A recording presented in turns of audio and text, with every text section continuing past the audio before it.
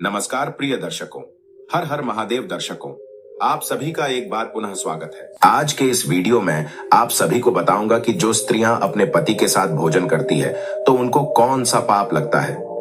ये वीडियो वह स्त्रियां जरूर देखें जो पति के साथ बैठ के भोजन करने लगती है, क्योंकि यह वीडियो उन सभी स्त्रियों को उनके द्वारा किए जा रहे पाप से बचा सकता है। प्रिय दर्शकों, मैं आपको इस बात का ज्ञान एक अति सुंदर कथा के माध्यम से दूंगा, तो चलो देर ना करते हुए वीडियो को शुरू करते हैं। प्रिय दर्शकों, एक बार की बात है, तोता के पास में मैना आती है और वह तोता से कहती है, स्वामी आज मेरे मन में एक प्रश्न उठ रहा है और उसी के निवारण के लिए मैं आपके पास आई हूं। कृपया आप मेरे इस प्रश्न का निवारण कीजिए। अब मैना की बातों को सुनकर तोता कहता है, हे प्रिय, तुम्हारे मन में जो भी प्रश्न है तुम उसे बिल्कुल निसंकोच होकर पूछो। तुम्हारे हर प्रश्न, हर शंका का निवारण करना मेरा परम कर्तव्य है। अब तोता की बातों को सुनकर मैना कहती है, हे स्वामी, जैसे मैं सबसे पहले आपको भोजन ग्रहण करवाती हूँ, उसके बाद में मैं स्वयं भोजन ग्रहण करती हूँ। मैं नित्य आपकी सेवा में तत्पर रहती हूँ, किंतु हे स्वामी, मेरे मन में उठ रहा वह प्रश्न यह है कि क्या पत्नी को पति के साथ अथवा पति से पहले भोजन करना चाहिए? क्या ऐसा करना शास्त्रों और वेदों के हिसाब से उचित है? समस्त वेद और शास्त्र इस विषय में क्या कहते हैं? हे स्वामी, स्त्री द्वारा किया गया वह ऐसा कौन सा पाप है जिसे करने से स्त्री नरकगामी बन जाती है? हे स्वामी, कृपया आप मेरे इस प्रश्न का समाधान कीजिए। अब तोता मैना की ओर देखकर बोला, हे प्रिय, आज आपने समस्त मानव जाति के कल्याण के उद्देश्य को मन में धारण कर एक बहुत ही महत्वपूर्ण प्रश्न किया है। हे प्रिय, आपने ये जो मुझसे तुमने प्रश्न किया है उसका समाधान मैं तुमको एक अत्यंत ही प्रिय कथा के माध्यम से आपको बताऊंगा।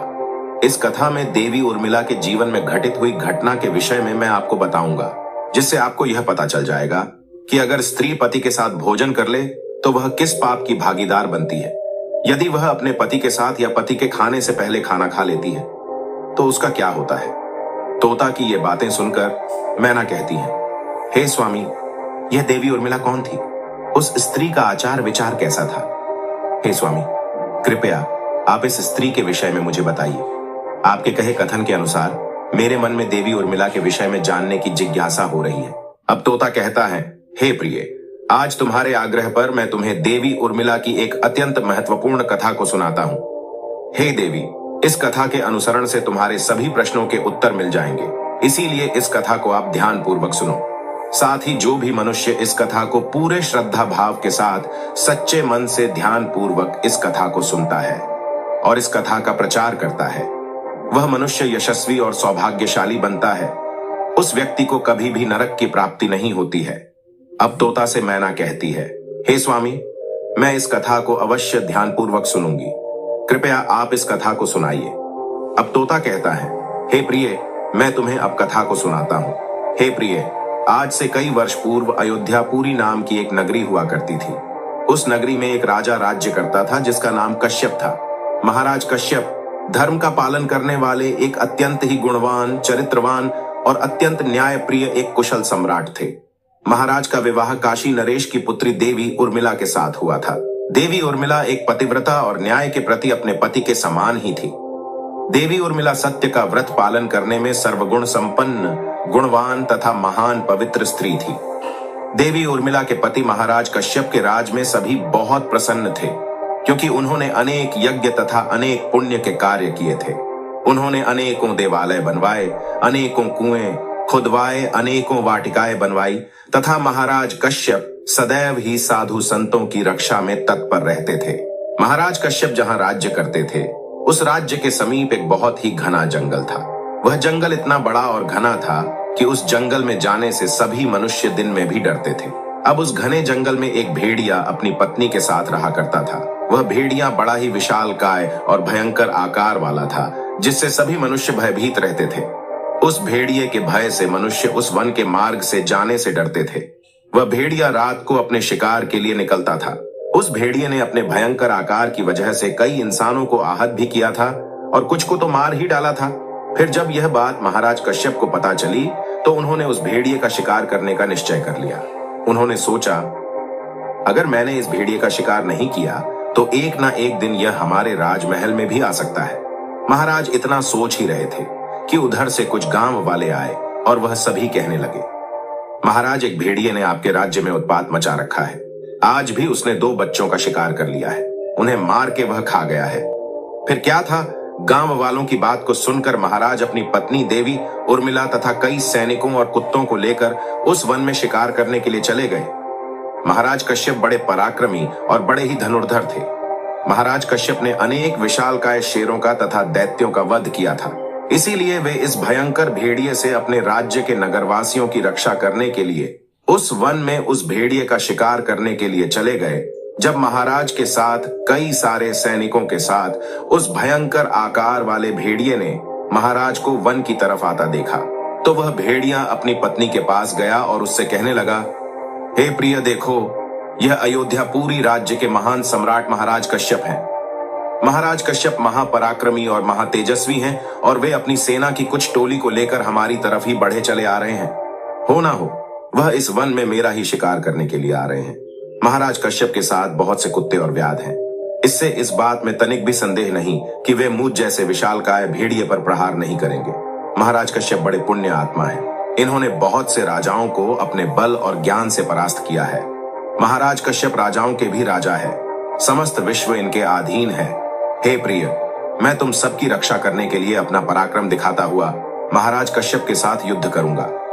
मेरे अंदर जितना बल है, मैं वह सब कुछ उनके सामने दिखाऊंगा। अगर युद्ध में मैंने महाराज कश्यप को पराजित कर दिया तो तीनों लोकों में मेरी कीर्ति हो जाएगी। परंतु इसके उपरांत यदि मैं महाराज कश्यप के हाथों से मारा भी गया तो मुझे इस भेड़िए के जन्म से छुटकारा मिल जाएगा और मैं वैकुंठ लोक को प्राप्त हो जाऊंगा। मैंने अपने पिछले जन्म में कई पाप किए थे और मेरे पिछले जन्म में किए गए पाप के कारण ही मुझे भेड़िए का जन्म प्राप्त हुआ है। अब इतनी बात कहने के बाद वह भेड़िया अपनी पत्नी से कहता है कि हे प्रिय, तुम मेरा मोह छोड़कर हमारे पुत्र को लेकर जल्दी से सरयू के पास वाले पर्वत की गुफा में चली जाओ। अब मेरा वह समय आ गया है कि मैं अपने पूर्व जन्मों के पापों से मुक्त हो जाऊं। जब महाराज कश्यप के बाण मेरे शरीर को घायल कर देंगे तो महाराज कश्यप के द्वारा मेरे ऊपर छोड़े गए एक एक बाण से मेरे पूर्व जन्म के सारे पाप नष्ट हो जाएंगे। फिर उस भेड़िए की पत्नी भेड़िए की ऐसी बातों को सुनने के बाद कहने लगी, हे नाथ, हमारे बच्चे आपके ही पराक्रम और साहस के कारण ही इस विशालकाय वन में निर्भय होकर विचरण करते हैं। आपके द्वारा लाए गए ताजे मांस का आहार ग्रहण करते हैं।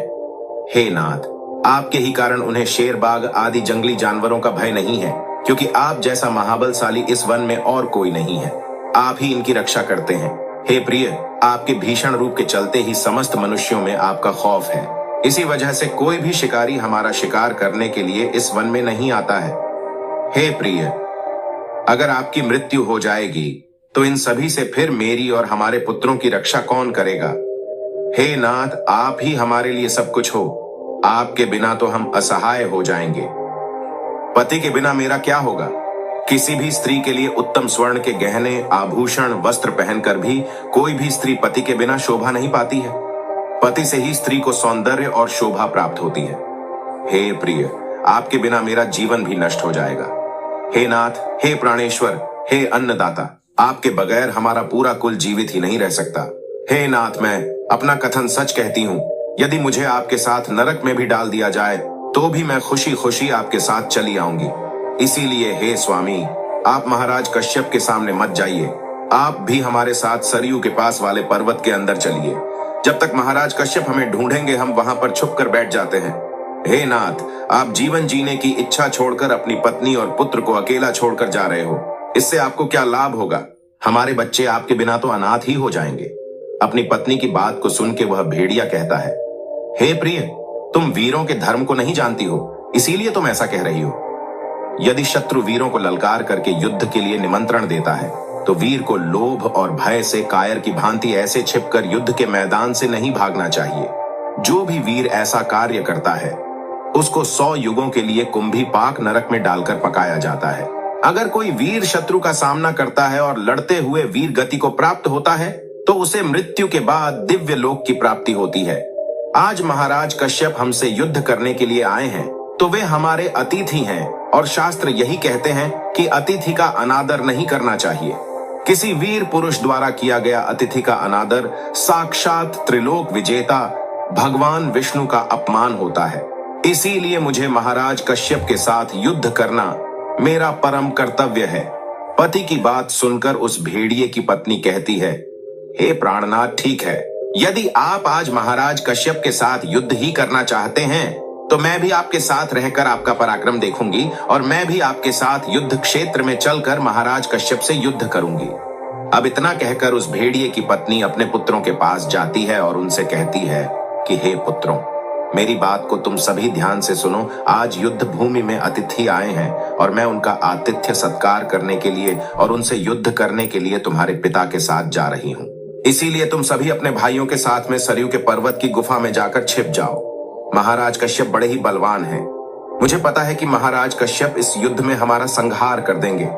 मैं तुम्हारी माँ हूँ और एक माँ सदैव अपने बच्चों का भला ही चाहती है। इसीलिए तुम सभी मेरी आज्ञा का पालन करो और जाकर सरयू की पास वाली गुफा में जाकर छिप जाओ और अपने प्राण बचाओ। फिर उस भेड़नी के सभी बच्चे कहने लगे, हे माँ, हम अपने यशस्वी पिताजी की संतान हैं। हमारी रगों में हमारे पिताजी का खून है। जब मेरे पिताजी वहां युद्ध करने जा रहे हैं तो हम कहीं जाकर छिप नहीं सकते। जो पुत्र अपने माता पिता को संकट में छोड़कर भाग जाते हैं वे महापापी होते हैं। उन्हें घोर नरक में डाला जाता है। जो निर्दय पुत्र अपनी माँ का दूध पीकर उसे उसके दुखी समय में छोड़कर चला जाता है, जो पुत्र अपने पिता को विपत्ति में देखकर वह छोड़कर चला जाता है, वह कीड़ों से भरे हुए दुर्गंध युक्त नरक में गिरता है। जब उस भेड़िए के बच्चे नहीं माने तो वह भेड़िए की पत्नी अपने बच्चों को लेकर भेड़िए के साथ युद्ध करने के लिए जाती है और उन सभी को आगे भेज देती है। महाराज कश्यप अपने सभी बलवान सुरवीर योद्धा के हाथ में तलवार और भाले लेकर सभी भेड़ियों पर आक्रमण करने लगते हैं। फिर भेड़िए और राजा के सैनिकों के बीच में भीषण युद्ध होने लगता है। दोनों पक्षों से सभी एक दूसरे पर भीषण प्रहार करने लगते हैं। सभी भेड़िए अपने नुकीले दांतों से सैनिकों को मारने लगते हैं तो वही महाराज कश्यप के सैनिक अपने भालों से भेड़ियों को मारने लगते हैं। इस युद्ध में अनेक भेड़िए मर गए और पता नहीं कितने ही घायल हो गए। और इस महाविनाशक युद्ध में महाराज के अनेक सिपाही भी मर गए और कई सैनिक घायल हुए। अब केवल वह भेड़िया और उसकी पत्नी और उसके कुछ 5-7 पुत्र ही बचे थे। अपने सभी पुत्रों को मरा हुआ देखकर वह भेड़िए की पत्नी भयभीत हो गई और विलाप करने लगी। वह भेड़नी अपने पति से कहने लगी, हे नाथ, मुझे और अपने इन बालकों को लेकर यहाँ से चलो, नहीं तो हमारा वंश नष्ट हो जाएगा। महाराज कश्यप के सैनिक हमारे प्रजाति के सभी जीवों पर भारी पड़ रहे हैं। कृपया मेरी बात को सुनो, हम सभी अपने प्राण बचाकर यहाँ से भाग चलते हैं, नहीं तो महाराज कश्यप हम सभी को मार डालेंगे। अपनी पत्नी को ऐसा भयभीत देखकर वह भेड़िया कहने लगा, हे प्रिय, 2 शेरों के बीच में एक सुअर पानी पी सकता है, लेकिन 2 सुअरों के बीच में एक शेर पानी नहीं पी सकता। भेड़िए जाति में ऐसा बल देखा जाता है। इसी कारण से भेड़िए से सभी भयभीत हो जाते हैं और तुम कहती हो कि मैं इस युद्ध भूमि से पीठ दिखाकर भाग जाऊं। अगर इस समय पर मैं मृत्यु के भय से भाग जाऊंगा तो मेरे भेड़िए की जाति की प्रसिद्धि नष्ट हो जाएगी। इसीलिए हे प्रिय, तुम हमारे बच्चों को लेकर यहां से चली जाओ और सुखपूर्वक जीवन व्यतीत करो। भेड़िए की बात सुनकर भेड़िए की पत्नी कहने लगी, हे नाथ, मैं आपसे बहुत प्रेम करती हूँ। आपने मेरा आदर सम्मान करके, मुझसे रतिक्रिया करके और मेरी रक्षा करके मेरे मन को जीत लिया है। आपसे मेरा मोह कभी नहीं छूटेगा। इसीलिए मैं अपने पुत्रों के साथ आपके सामने ही प्राण त्याग दूंगी। किंतु हे नाथ, मैं आपको ऐसे अकेला छोड़कर नहीं जाऊंगी। फिर क्या था, पत्नी के ऐसा कहने के बाद वह भेड़िया और उसकी पत्नी दोनों ही महाराज से युद्ध करने के लिए आगे आते हैं। अब वह भेड़िया भयंकर गर्जना करता हुआ महाराज को युद्ध के लिए ललकारता है। वह भेड़िया अपने सामने आए बड़े से बड़े वीर योद्धाओं को अपने दांतों से तिनके की भांति उठाकर फेंकने लगता है। जब महाराज कश्यप उस भेड़िए की गर्जना और अपने सैनिक को ऐसा मारता हुआ देखते हैं तो अपने सैनिकों को मरता हुआ देखकर महाराज कश्यप को क्रोध आ जाता है और वे अपना धनुष बाण निकालकर उस भेड़िए पर बड़े वेग से आक्रमण करते हैं। महाराज कश्यप के द्वारा छोड़े गए बाणों का वेग इतना तीव्र होता है कि वह जाकर सीधा उस भेड़िए के शरीर में घुस जाता है, जिससे वह भेड़िया मूर्छित होकर जमीन पर गिर जाता है। महाराज के द्वारा किए गए प्रहार से वह भेड़िया मर जाता है। उस भेड़िए के मरते ही उसके प्राण निकल जाते हैं और वह भगवान विष्णु के लोक वैकुंठ धाम को चले जाते हैं। महाराज के सैनिक अपने हाथ में भाला लेकर उस भेड़िए की पत्नी को मारने के लिए उसकी ओर बढ़ने लगते हैं। तुरंत ही वह भेड़िए की पत्नी अपने बच्चों की रक्षा के लिए उनके सामने आकर खड़ी हो जाती है और बच्चों से कहने लगती है, बच्चों, जब तक मैं यहाँ पर खड़ी हूँ, मैं इन सभी सैनिकों को रोकने का प्रयास करती हूँ। तब तक तुम सभी यहाँ से तुरंत ही भाग जाओ। अब उन सब में से जो भेड़िए का सबसे बड़ा बेटा था, वह बड़ा बेटा बोलता है, हे माता, अपने प्राणों के भय से मैं आपको मरने के लिए यहाँ पर छोड़कर कैसे भाग जाऊं? अगर मैं ऐसा करूंगा तो मुझ पर धिक्कार है। मैं कोई ऐसी वैसी संतान नहीं हूं। मैं अपने पिता के समान युद्ध में शत्रु को परास्त करूंगा। तुम मेरे भाइयों को लेकर यहां से चली जाओ। अपने बड़े बेटे की बात सुनकर भेड़िए की पत्नी कहने लगती है, हे मेरे पुत्र, मैं महापापिनी बन जाऊंगी। मैं तुझे अकेला छोड़कर कैसे चली जाऊं?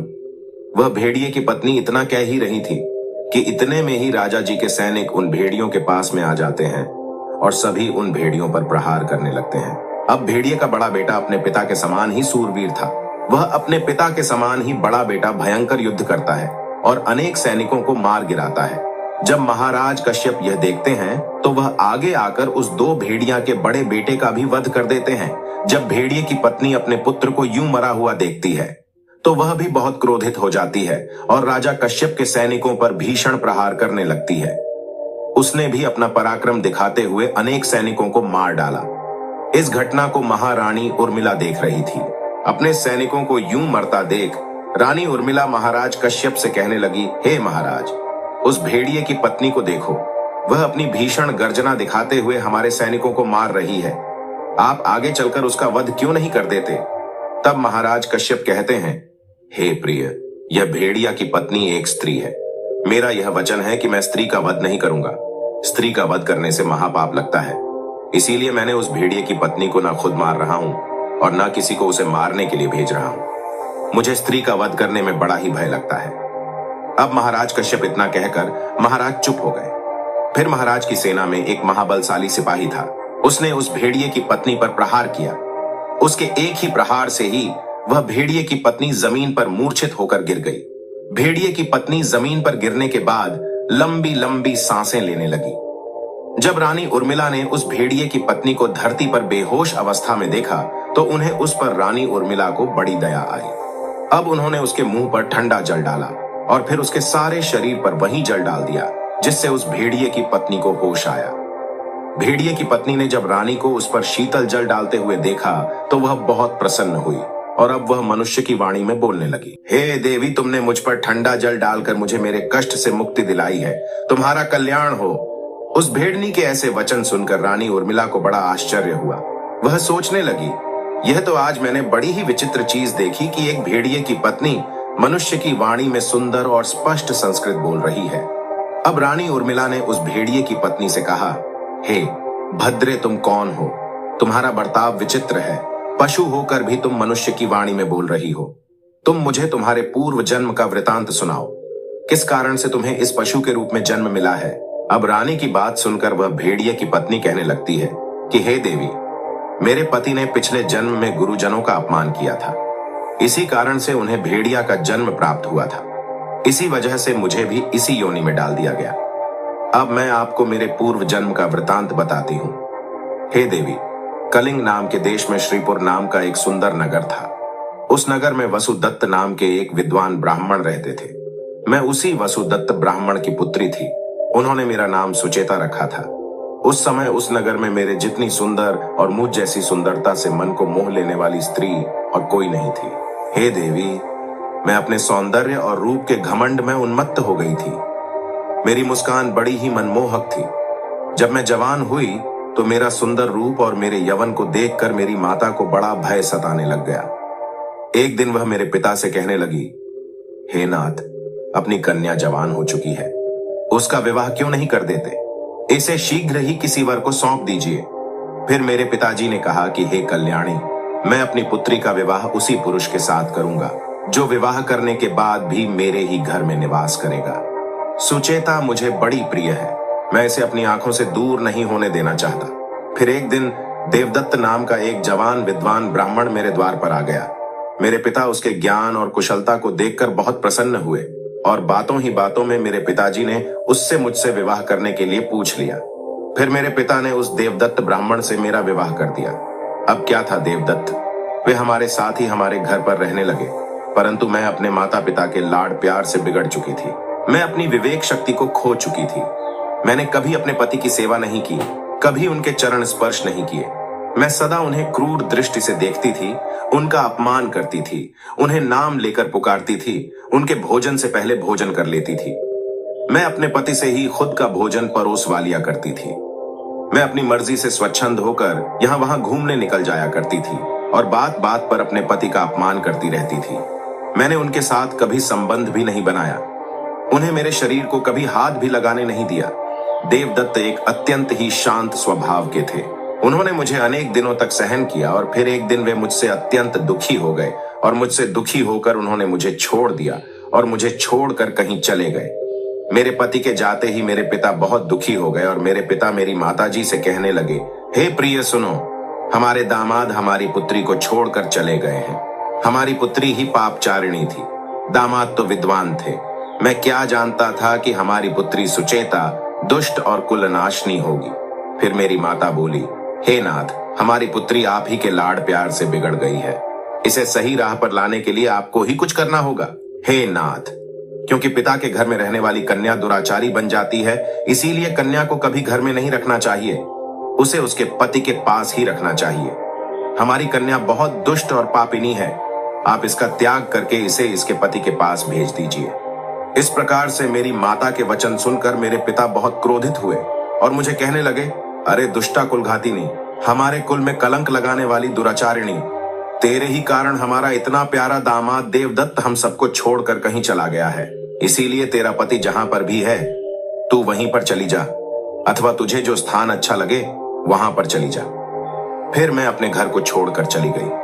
बाहर जाने पर मुझे लोग कुलटा पापिनी दुराचारिणी कहकर संबोधित करने लगे। इसीलिए मैं अपने पति को ढूंढते हुए एक वन को चली गई। फिर एक दिन वन में मैं एक कुटिया के सामने जाकर खड़ी हो गई और भिक्षा मांगने लगी। वहां पर उस कुटिया में रहने वाली दिव्यानी नाम की स्त्री ने मुझे देखकर अपने पति से कहा, हे स्वामी, द्वार पर एक दुखिया दुबली पतली सी स्त्री भिक्षा मांगने के लिए आई है। दिव्यानी का पति देवदत्त ही था जिन्होंने मेरा त्याग किया था। मुझे देखकर उन्होंने मुझे पहचान लिया और अपनी पत्नी से कहने लगे, हे प्रिय, ये मेरी पहली पत्नी है जो मुझे बहुत प्रिय थी, इसीलिए तुम इसका आदर सत्कार करो और इसे अपने घर में स्थान दो। फिर दिव्यानी ने अपने पति की आज्ञा का पालन करते हुए मुझे घर के अंदर बुला लिया और मुझे पहनने के लिए वस्त्र दिए। फिर एक दिन मैं बैठकर दिव्यानी के अच्छे स्वभाव का और मेरे दुष्ट स्वभाव का विचार करने लगी और मुझे बड़ा दुख होने लगा। अधिक चिंता करने के कारण मेरा हृदय फट गया। अब वह भेड़िए की पत्नी आगे कहती है कि हे देवी, उसी क्षण मेरी मृत्यु हो गई। फिर यमराज के 2 दूत उस स्थान पर आ गए और मुझे उठाकर यमलोक ले गए। वहां पर यमराज ने मेरा लेखा जोखा देखा और यमदूतों से कहा, हे दूतों, इस पापिनी स्त्री ने अपने पति का बहुत अपमान किया है। ये पति से पहले ही भोजन कर लेती थी, अपने पति को नाम से बुलाती थी, उससे घर के काम करवाती थी, इसीलिए इस पापी स्त्री को ले जाकर नरक में डाल दो। फिर महाराज यमराज का आदेश मिलते ही यमदूत मुझे नरक में लेकर गए और उन्होंने मुझे जलते हुए अंगारों में डाल दिया। नरक में मुझे अनेक वर्षों तक कष्ट भोगने पड़े। फिर नरक की सजा भुगतने के बाद यमराज ने मुझे इस भेड़नी योनि में डाल दिया।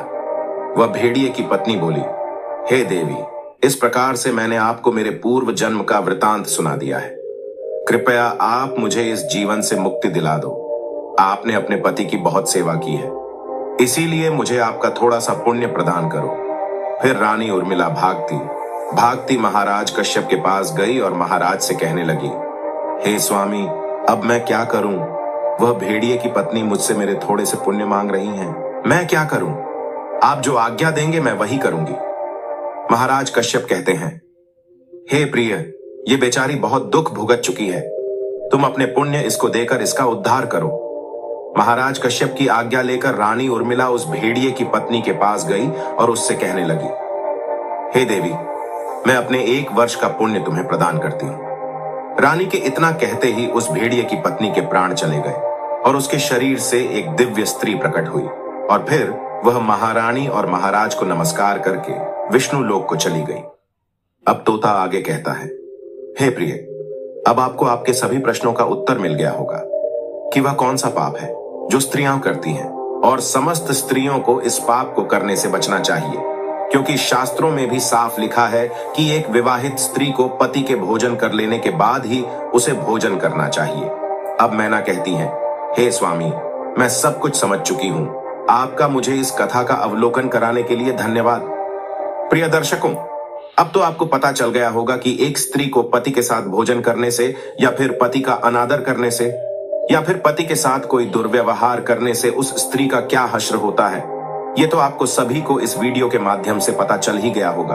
प्रिय दर्शकों, आपको वीडियो कैसा लगा हमें कमेंट करके अवश्य बताना, और इस वीडियो को ज्यादा से ज्यादा लोगों में शेयर करना, ताकि उन्हें भी इस बात का पता चल सके। और जिन लोगों ने भी अभी तक हमारे चैनल को सब्सक्राइब नहीं किया है, वह हमारे चैनल की सदस्यता लेकर हमारे चैनल के एक सदस्य बन सकते हैं। प्रिय दर्शकों, इस वीडियो में आप सभी लोग जय श्री कृष्ण नाम का कमेंट अवश्य कर देना। प्रिय दर्शकों, आप सभी का वीडियो को यहां तक देखने के लिए दिल से धन्यवाद।